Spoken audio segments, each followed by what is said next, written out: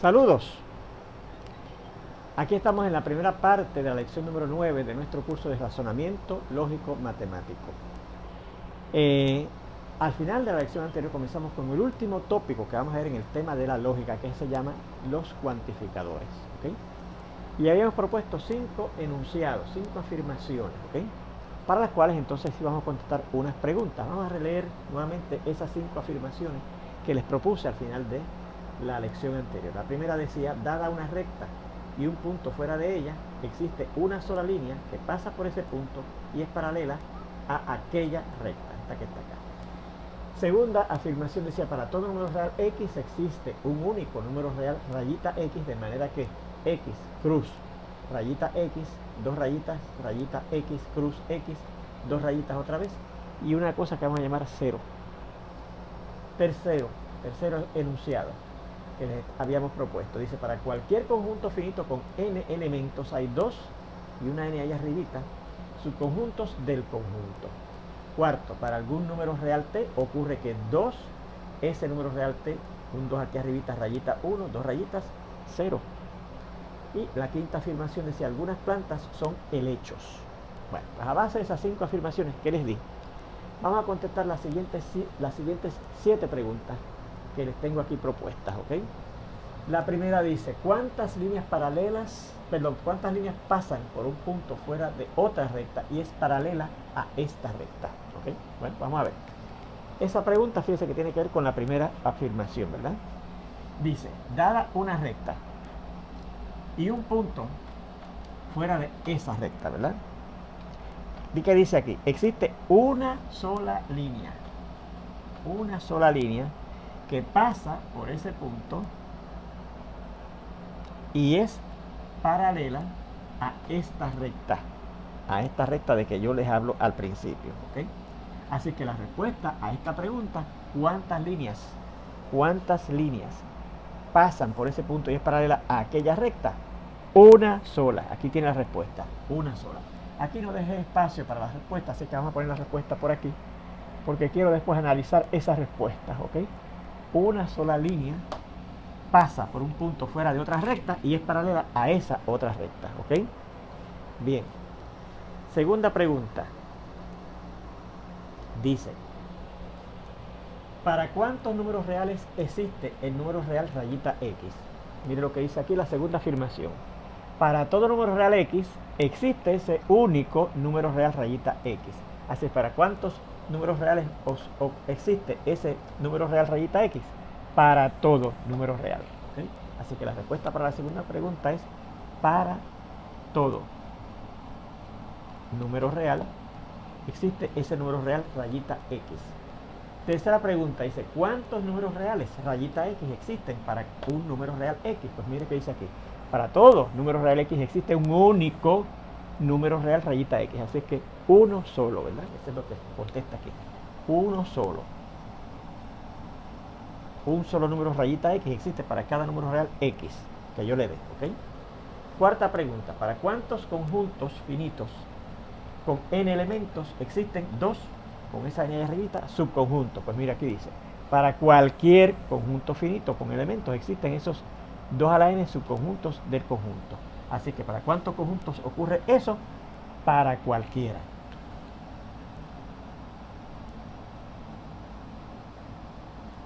Bien. Quinta pregunta, miren aquí: ¿cuántos subconjuntos para algún conjunto finito de n elementos hay? ¿Cuántos subconjuntos hay para algún conjunto finito de n elementos? Pues mira aquí: para cualquier conjunto finito con n elementos hay 2 con esa n ahí arribita subconjuntos. Así que la respuesta aquí es 2 con esa n ahí arribita. Ese es el número de subconjuntos que hay para para algún conjunto finito de n elementos, ¿ok? Sexta pregunta: ¿para cuántos números reales t ocurre que 2t con un 2 ahí arribita, rayita 1, dos rayitas 0? ¿Qué dice aquí? Para algún número real t ocurre eso, que 2t con ese 2 ahí arribita, rayita 1, dos rayitas 0, ¿ok? Para alguno.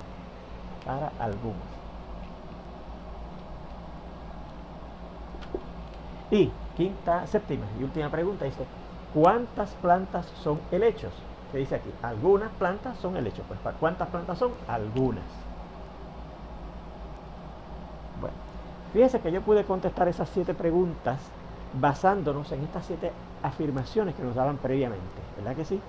Y fíjese que todas ellas preguntaban lo siguiente: ¿cuántas? ¿Para cuántos? ¿Cuántos? ¿Para cuántos? ¿Cuántos? ¿Para cuántos? ¿Cuántas? Contestaba la pregunta básica era: ¿qué cantidad de cosas hay? ¿Verdad que sí? ¿Qué cantidad de cosas hay? Pues fíjense que cada una de esas 5 afirmaciones contenía una palabra o una frase que contestaba nuestra pregunta. ¿Okay? Bueno, pues cuando en una afirmación aparecen unas palabras o unas frases que indican la cantidad de algún ente con cierta propiedad, se dice que esa afirmación contiene un cuantificador. Y el cuantificador es esa palabra o frase que indica la cantidad de ese ente que hay. ¿Okay? Pues eso es lo que es un cuantificador y es lo que estamos estudiando aquí en este tópico, este último tópico relacionado a la lógica. Vamos a dar esa definición. ¿Okay?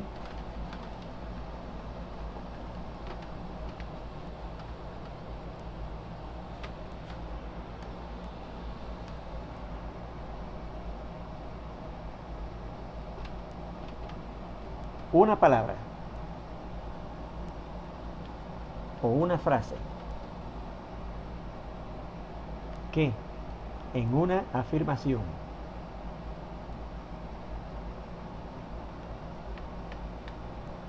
indique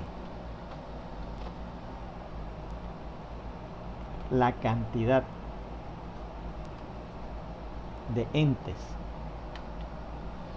que existen, vamos a decir que hay, con cierta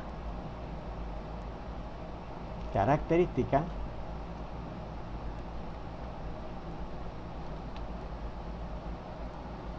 se llama un cuantificador. Un cuantificador. Y fíjese que ese es el título, ¿verdad?, de este tópico. Un cuantificador. Bien. Las palabras o frases esas que indican la cantidad de entes que hay con cierta característica. ¿Sí? Pues fíjese que en estas afirmaciones había unos cuantos cuantificadores. Vamos a ver. Por ejemplo.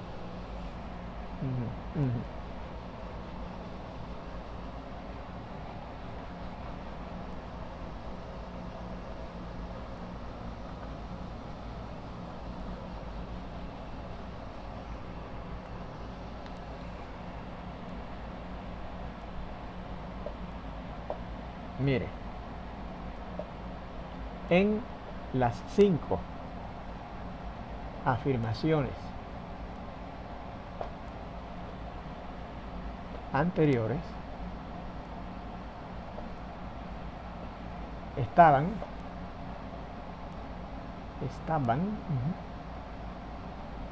los siguientes cuantificadores.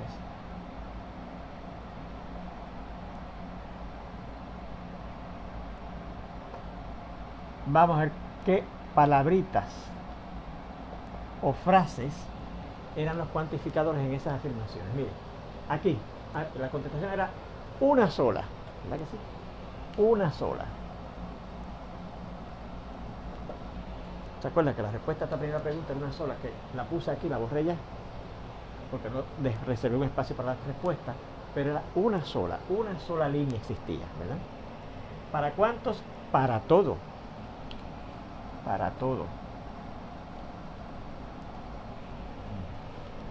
Tercero, ¿cuántos números reales existen para un solo número real? Uno solo. Ahí tiene otro cuantificador. Uno solo.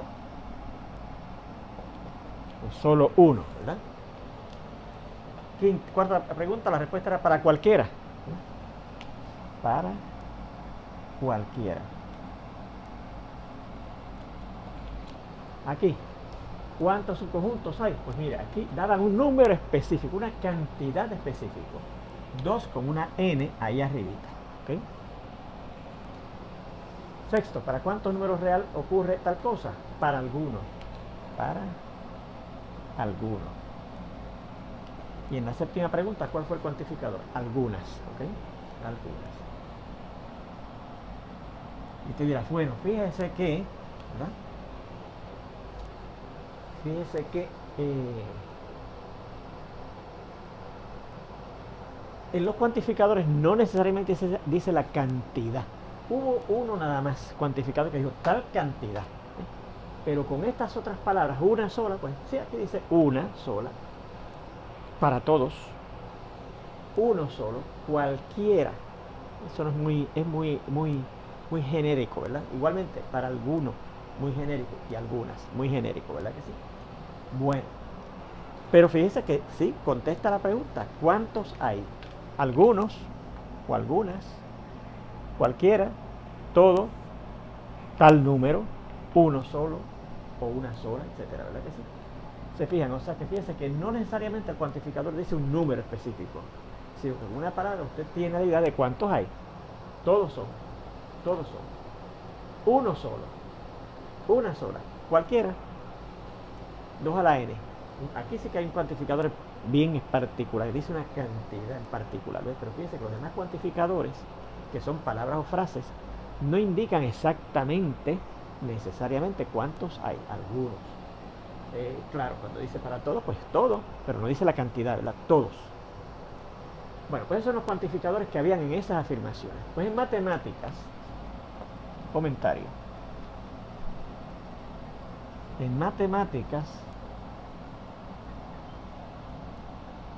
hay 3 cuantificadores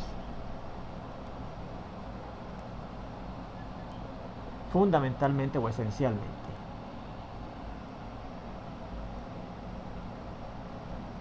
¿Sí? Algunas veces en las matemáticas no nos interesa saber cuántos en particular, sino si hay o no hay. Y algunas veces si hay uno solo o si son todos, ¿ok? Así que estos son los cuantificadores importantes en matemáticas. Para todo o para cualquiera, es lo mismo, ¿verdad? Para todo o para cualquiera, hay que decir eso mismo, para todo, ¿ok? Así que el primer cuantificador importante en matemáticas es para todo o para cualquiera. Y ese cuantificador en matemáticas se representa con un signo, una A mayúscula virada al revés. ¿Okay? O sea, que usted vea ese signo en una afirmación matemática, usted lo va a ver para todo o para cualquiera. ¿Okay? Fíjese otra cosa. Ajá, uno solo, una sola, algunos, algunas. Si hay uno o una, o si hay algunos, ¿okay? ¿Qué quiere decir con las cosas que hay? Si una cosa la hay, si un ente lo hay, pues ese ente existe, porque para que lo haya, tiene que existir, ¿verdad? Así es que el otro cuantificador importante en matemáticas es el de existencia, ¿ok? Existe. Y ese cuantificador se representa con una E mayúscula virada al revés también, ¿ok? Muy bien, existe, ¿verdad? Entonces, finalmente, fíjese que algunas veces algunas de estas cuantificadores decía que existe, pero uno solo, ¿ok? O una sola, ¿verdad? Pues ese es el otro cuantificador importante que hay. Existe uno solo, o una sola, ¿verdad? Y se abrevia, se representa con este signo. El signo de existir, seguido con un signo de admiración, ¿ok? Existe uno solo, ¿ok? Bien, pues esos son los 3 cuantificadores esenciales que hay en las matemáticas.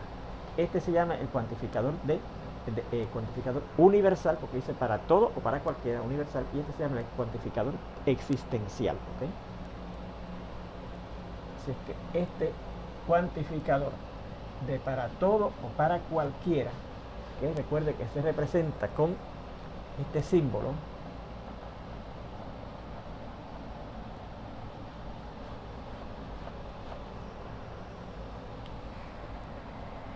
se llama el cuantificador universal. Y este otro se llama el cuantificador existencial. ¿Okay? Muy bien. Antes de continuar, déjenme llamarle la atención a un detallito que se me pasó indicarles cuando estudiamos aquellos argumentos válidos clásicos, ¿verdad? El modus ponens, el modus tollens, el silogismo hipotético y el silogismo disyuntivo, ¿verdad? Muchos estudiantes toman la idea de que si un argumento no tiene alguno de esos cuatro formatos, de alguno de esos cuantificadores válidos clásicos, entonces el argumento no es válido. Falso. Falso. Un argumento puede ser que no tenga ninguna de esas cuatro formas, ¿okay?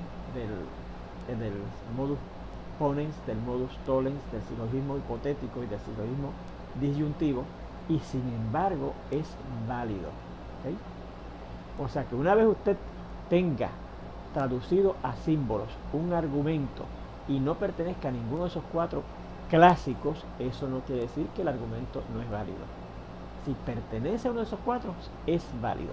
Ahora, si no pertenece a uno de esos cuatro, eso no quiere decir que no es válido. Entonces, lo que quiere decir es que hay que hacer la investigación que aprendimos a hacer previamente, aquella de investigar aquella afirmación que era una condicional que tenía como hipótesis a la conjunción de los datos y como conclusión a las conclusiones de cada una de las conclusiones del argumento. Si esa afirmación era una tautología, entonces usted decide si es válido o no. ¿Okay? Tengan eso en cuenta. Un argumento puede ser que no tenga ninguna de las cuatro formas de los argumentos válidos clásicos y sin embargo es válido. Así es que hay que investigarlo. ¿Ok? Bien. Bueno, pues visto eso, vamos entonces el formato. Me acordé de ese detallito, ¿verdad? Porque aquellos que eran los formatos de los argumentos válidos y se me pasó decirles ese detallito, ¿verdad? De los argumentos válidos clásicos. Bueno, pues aquí vamos a ver el formato de los enunciados o las afirmaciones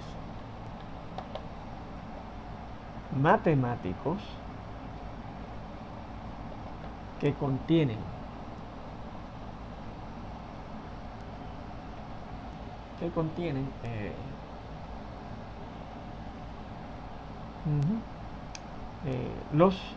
estos cuantificadores. Claro, los cuantificadores matemáticos. Es uno de estos tres, ¿verdad?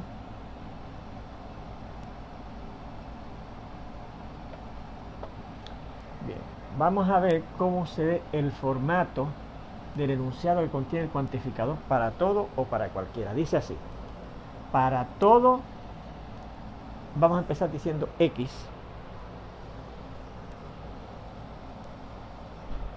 sea X, o sea, si X, vamos a decir, sea X un ente y P una propiedad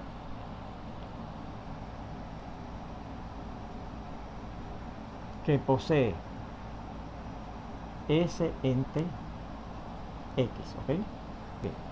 ¿Cómo dice el enunciado o afirmación que posee el cuantificador para todo o para cualquiera? Pues dice así: para todo X, para todos de esos X, ocurre que P. ¿Okay? Esa es una de formas. Vamos a poner aquí entre paréntesis que P, porque algunas veces dice para todo X ocurre y la propiedad que posee ese ente X, ¿verdad? O puede decir para toda X ocurre que tal cosa, o para cualquier X ocurre tal cosa, ¿verdad? Bien, ¿qué se puede expresar de esta otra forma? Para todo X, P, ¿ok? No tiene que decir ocurre o ocurre que. Para toda X, P, ¿ok? Bien, ¿cómo es el enunciado que contiene, qué es el formato del enunciado que contiene el cuantificador existe, el cuantificador existencial? Dice así: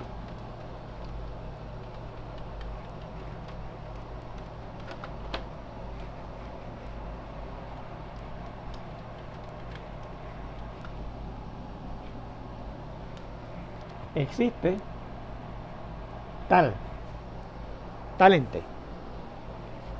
De modo que,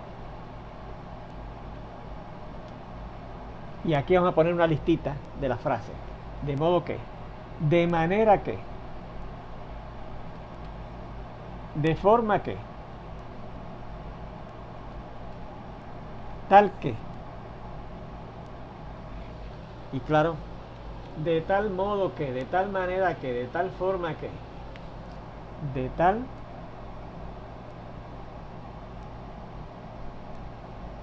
modo que, de tal manera que, de tal forma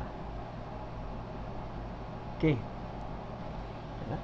Y déjeme añadirle aquí que algunas veces en vez de usar la frase tal que, pongo la abreviatura TQ, que se lee tal que, ¿ok? Bien, y más que eso, déjeme indicarle que algunas veces todo eso, en vez de usted poner todo eso en palabras, puede usar este símbolo, ¿ok? Una cosa así, con un puntito y un puntito, ¿ok? Se va a leer eso de cualquiera de esas formas, de modo que, de manera que, de forma que, de tal modo que, de tal manera que, de tal forma que. Si yo pongo eso, usted puede leerlo de cualquiera de esas maneras, ¿ok? Coma, y viene la propiedad que contiene el ente para el cual se alega la existencia, ¿ok? Y claro, si es un único ente, entonces ese enunciado iría el signo de existencia con el signo de admiración que indicamos aquí. Si queremos indicar que ese ente que existe es único, pero de ahí para adelante se sigue igualito, ¿ok? Bien, pues ahí tenemos las dos formas en que se escriben las afirmaciones, ¿verdad?, que contienen los cuantificadores, el universal y el existencial, ¿ok? Bien, cuantificador universal, cuantificador existencial, ¿ok? Recuerde que estamos en cierta forma definiendo, ¿verdad?, cómo se lee, cómo se conoce. Por eso lo subrayé. Muy bien. Bueno, ahí tenemos esa información. Por ejemplo,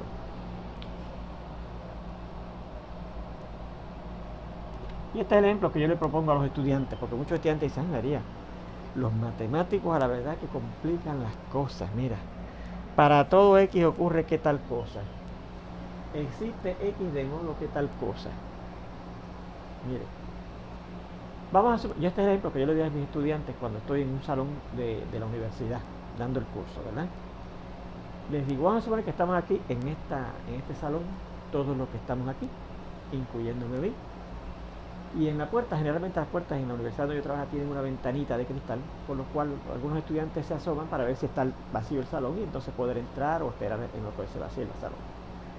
Y yo les digo, vamos a suponer que estamos todos aquí, y por ahí viene un estudiante que nosotros ni nos damos cuenta y se pone a mirar por la ventanita, y sin que usted se da cuenta nos mira a todos nosotros y le dice a unos compañeros que están en el pasillo esperando para entrar a coger una clase próximamente en ese salón, le dice, miren, todos los que están ahí tienen menos de 30 años.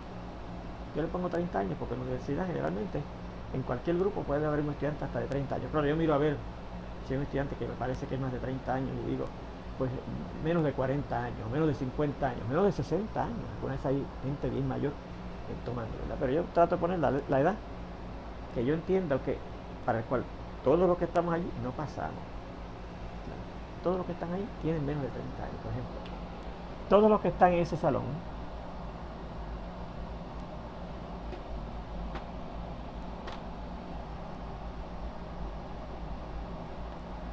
tienen menos de 30 años.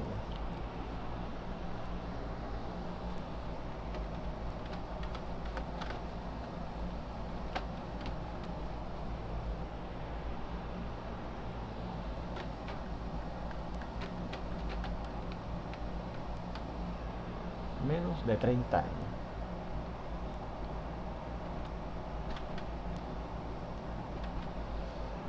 ¿Verdad que ese muchacho que expresó esa afirmación no dijo nada raro?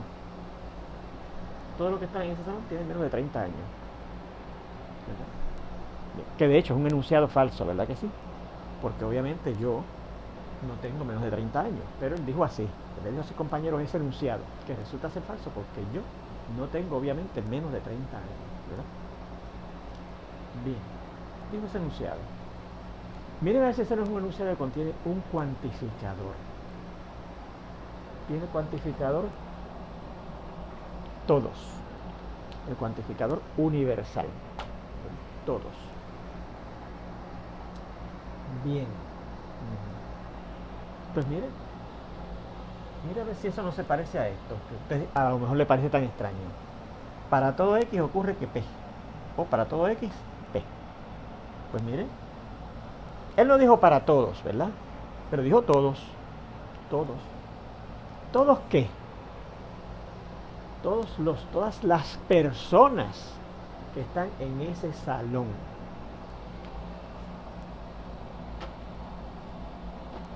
Estos son los entes.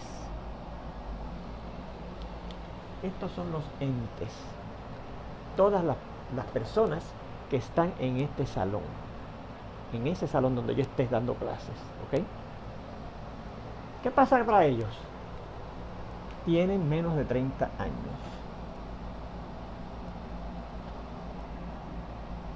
Esa es una característica que ese estudiante dice que poseen estos entes que están en ese salón. ¿Ok? Pues mire que esta afirmación, que es completamente una afirmación cotidiana, ¿verdad?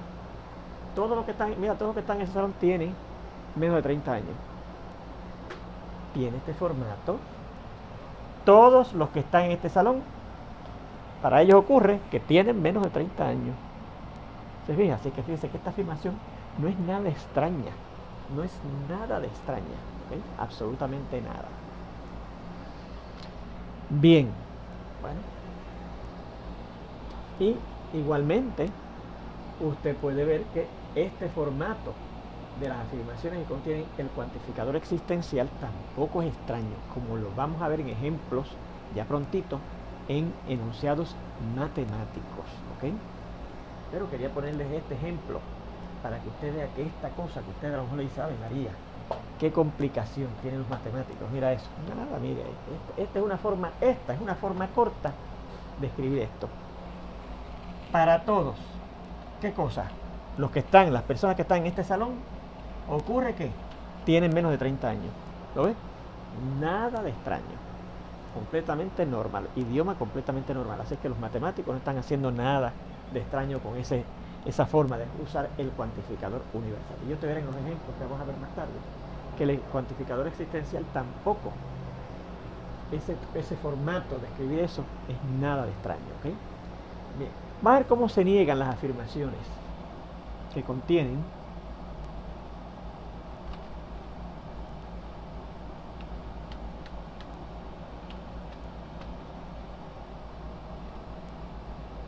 estos cuantificadores.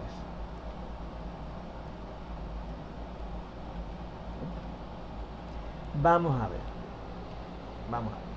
Bueno, nosotros hemos visto esta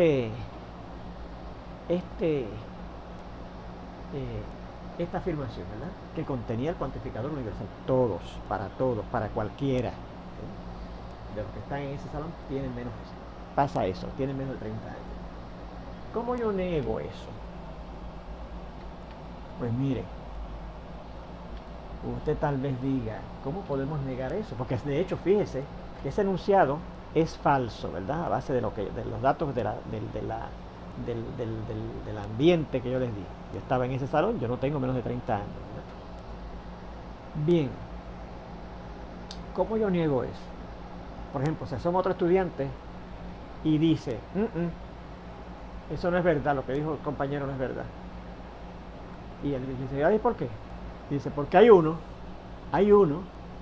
que tiene más de 30 años, que soy yo, el profesor. Porque mire, el profesor tiene más de 30 años, hay uno. ¿Ve?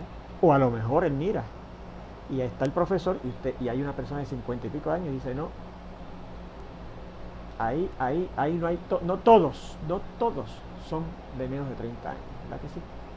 Así que te podría decir, bueno, Pues una forma de negar es decir, no todos, ¿verdad? Porque a lo mejor hay dos, no todos. Y no, con que haya uno, puede decir hay no todos, ¿verdad? Pero si hay uno o si hay dos,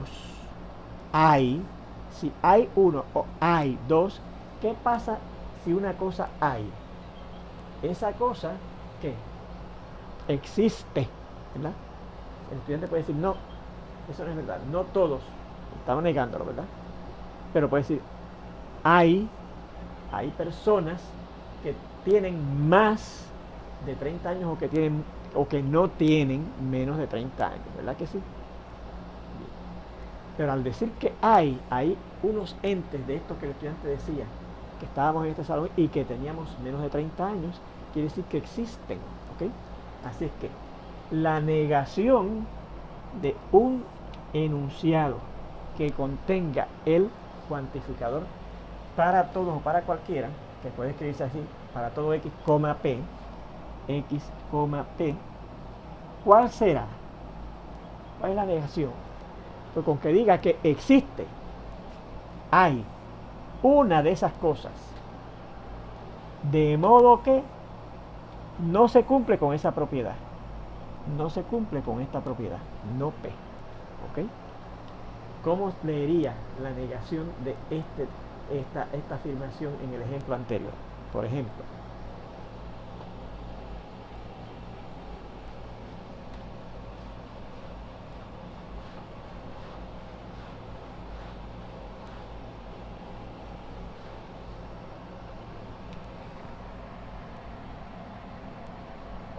la negación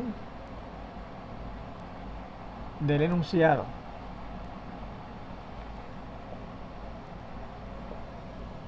en el ejemplo anterior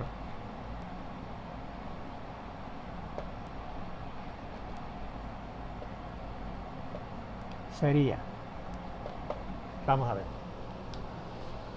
¿cómo dice? Existe, ¿verdad? Pero a lo mejor usted va a usar esa palabra existe. Hay.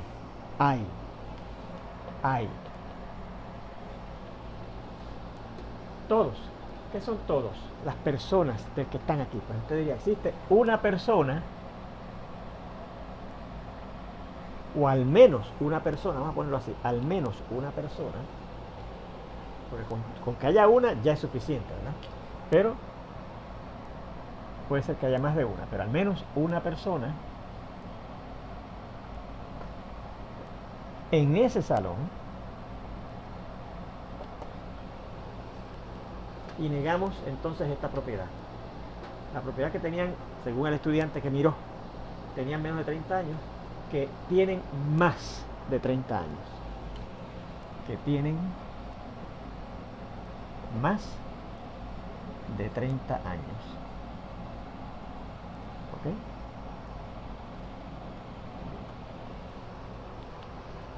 Mire, ¿ves que tampoco es nada extraño las afirmaciones que tiene el cuantificador? Existe. Puede decir existe o hay. Si lo hay, existe, ¿verdad? Pero generalmente usted no dice existe. Usted dice hay. Si lo hay, existe, ¿verdad? Esa es la forma, otra forma de decir que hay, que existe. ¿Qué cosa? Al menos una persona. Esos son los entes, ¿verdad? ¿Con qué propiedad? Que tienen más de 30 años. Que es la negación de lo que había dicho el estudiante originalmente, que es que tienen menos de 30 años. Bueno. Pues asimismo, ¿cómo se negará un enunciado que contiene el cuantificador existencial? Existe. Bueno, pues mire, fíjese que la negación de esto, es una afirmación que tiene el cuantificador existencial. Pues ¿cómo se negará una afirmación que tiene el cuantificador existencial? Pues mire que corresponderá a una cosa como esta. Para todos esos entes, coma, P. Y P es la negación de esto, ¿verdad que sí? Así es que si tenemos aquí P, pues aquí tenemos que poner, coma, la negación de P, ¿ok? Así que así usted niega un enunciado que contenga el cuantificador existencial, ¿verdad? Si existe X de manera que P la negación de eso es para todo X, no ocurre P. ¿Ok? No P. Bien, pues ahí tenemos cómo usted niega los enunciados que contienen los cuantificadores existencial o universal. Bueno, pues con esto de hecho terminamos el estudio de los cuantificadores. ¿Okay? No hay mucho que hablar sobre ellos, pero eso es lo más importante. ¿Cómo es que dicen las afirmaciones matemáticas que contienen esos cuantificadores, que son tres, ¿verdad? El existencial único y el de para todos, el universal, ¿verdad? Y entonces, ¿cómo se niegan las afirmaciones que contienen esos cuantificadores matemáticos? Bueno, pues con esto terminamos, como les he indicado, el tema de la lógica. ¿Ok? Fíjense que también hemos hablado, ¿verdad? Hemos dicho muchas veces esta cosita. Ejemplo. ¿Okay? Los ejemplos no son bloques de construcción de las matemáticas. Recuerden que las matemáticas tienen 4 bloques de construcción: los primitivos o términos indefinidos, los términos definidos, los axiomas o postulados y los teoremas o proposiciones, que algunas veces se le llaman lemas y otras veces se llaman corolarios, dependiendo de cierta característica que tenga esos teoremas o proposiciones, como indicamos el primer día de clase, ¿verdad? Bien, pero los ejemplos que aparecen a cada rato no son bloques de construcción. Esas son instancias en donde usted ve o usted aplica lo que dicen las definiciones, los axiomas o los teoremas. ¿Ok? Así que nada más sobre ese concepto, ¿verdad? Que se aparece mucho en las matemáticas, muy importante, que son los ejemplos, pero eso no es un bloque de construcción de las matemáticas. Bueno, nuestro segundo tema es el tema de los conjuntos. ¿Ok? Y con este tema comenzamos el segundo, ¿verdad? Con esta lección más bien comenzamos el estudio de ese segundo tema de nuestro curso, que se llama los conjuntos. ¿Okay? Vamos a empezar con un concepto primitivo. Es un concepto que yo supongo que usted no hay que definírselo, ¿verdad que sí? Cuando usted habla de una colección, pues es un colectivo o una conglomeración, ¿verdad? De unas cosas, de unos entes que tienen cierta característica en común. ¿Ok? Bien. Un conglomerado de entes con alguna propiedad en común. O sea, fíjense que no estoy dando una definición formal, porque todo el mundo más o menos sabe con una colección, ¿verdad? Yo le hablo de una colección, usted piensa, pues un conglomerado de sellos. Esa es una colección de sellos. Un conglomerado de monedas, una colección de monedas.